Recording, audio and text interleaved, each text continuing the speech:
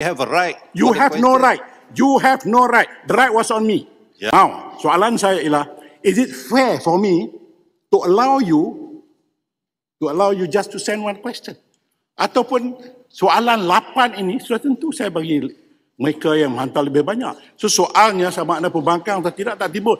Kalaulah yang berhormat hantar 8, belah sini juga 8, that make sense lah. But one, Ketua Whip please, at least encourage lah. But you shouldn't deny our right. Whatever one question, 8 question, we have a right. You have no right. You have no right. The right was on me. Yeah, saya yang akan memilih. You have no right at all. Right equally, Tan Sri. Equally yes, but not the right.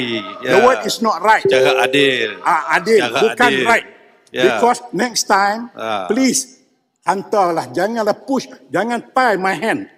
Hantarlah 2-3 soalan. Itu bukan syarat, Tan Sri. Bukan syarat, bagi itu juga bukan syarat. Saya tidak perlu memilih jawapan soalan daripada bangkang, tetapi be fair to me. Be fair to me. Don't put me in position yang saya tak boleh buat keputusan.